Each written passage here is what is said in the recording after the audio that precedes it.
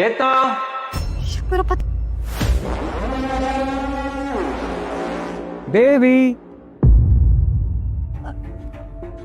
ईशान, तुम तो कल आने वाले थे ना, आज कैसे आ गए? यार वो क्या हुआ ना कि मैं दोस्तों के साथ था तो बट मेरा वहाँ मन नहीं लग रहा था।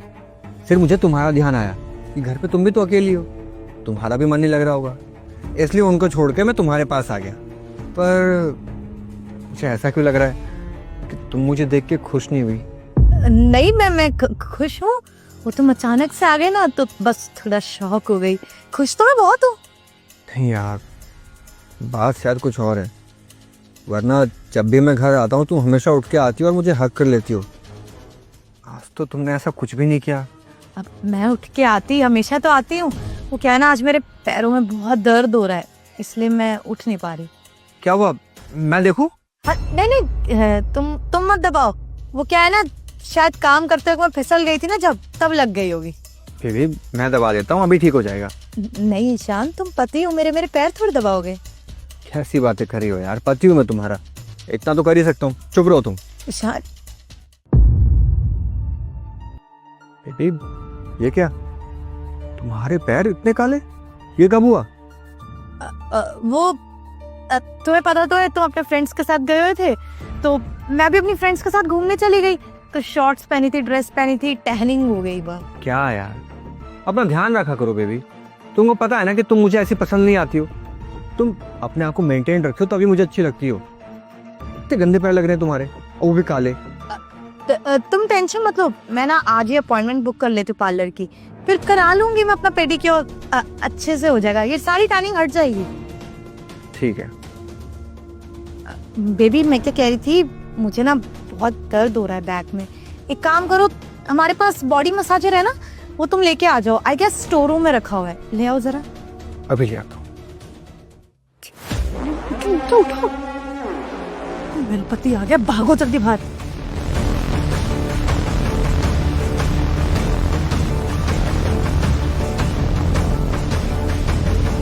यार मसाजर कहाँ रखा हुआ है? ये कौन है? ये वो डिलीवरी बॉय है ये। अरे यार ठीक है, बट कम से कम इसकी यूनिफॉर्म तो दिखे मुझे। ये तो ऐसे ही घर के कपड़ों में घूम रहा है। ईशान, हम क्या बोल सकते हैं, उसकी मर्जी, वो कुछ भी पहने। अरे साहब, आपको क्या मतलब है मैं कुछ भी कपड़े पहन कर आऊँ? आपको डिलीवरी से मतलब था ना, वो मैंने कर दी, और मेरी कंपनी वाले कुछ नहीं बोलते, तो आप क्यों बोल रहे हैं? बड़ा बदतमीज है ये तो। तुमने सामान ले लिया? हाँ, मैंने सामान ले लिया सारा। चल निकल। एक सेकंड,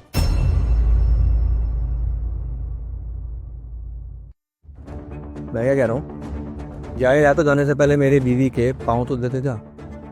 ईशान, टांगे पैर, क्या बोल रहे हो तुम? शायद तुम्हें सुनाई नहीं दिया। मैं ये कह रहा हूँ कि जाने से पहले मेरी बीवी की टांगे जो हैं, जो तेरे पास हैं, वो इसको देते जा। सर आप क्या बोल रहे हैं, मुझे कुछ समझ में नहीं आ रहा, साफ साफ बताइए ना। बट मेरे सब कुछ समझ में आ गया है कि जो मैं देख रहा हूँ और जो मैंने पहले देखा था उसमें कितना अंतर है। आशिक है ना तुम्हारा ही?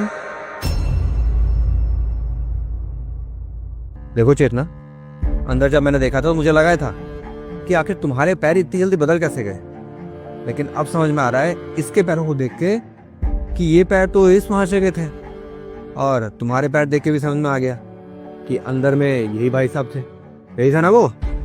ईशान देखो, हम बैठ के बात करते, मैं समझाती हूँ तुम्हें। अरे क्या समझाओगी तुम मुझे, क्या समझाओगी? तुम मुझे बताओ कि क्या चल रहा है पीछे पीछे घर में। तुम किसी गैर मर्द को लेकर आई हो और उसके साथ ये सब कर रही हो, शर्म नहीं आती तुम्हें? तुम्हें पता है, मैं तुम्हारे लिए अपने दोस्तों को छोड़ के आया क्योंकि मेरी बीवी घर पे अकेली थी, ये सोचा था मैंने। लेकिन मुझे कहाँ पता था कि मेरी बीवी ने अपने अकेलेपन का एक तरीका ढूंढ लिया है। मेरे जाने के बाद तुम किसी और को बुलाओगी और उसके साथ ये सब करोगी, मैंने कभी नहीं सोचा था। शायद तुम भूल गई हो कि हमने लव मैरिज करी है, और लव मैरिज के बाद भी तुम मुझे चीट करोगी। शर्म आनी चाहिए यार तुम। खैर कोई नहीं, मुझे ऐसा लगता है कि तुमको बाहर मुंह मारने की ना आदत से लग गई है। तो एक काम करो, तुम अभी के अभी यहाँ से बाहर निकलो और बाहर जाके तुमको जो कुछ भी करना है तुम वो करो। आजाद हो तुम। ईशान प्लीज। देखो मैंने बोल दिया, मुझे जो कुछ भी बोलना था। अब जा सकती हो।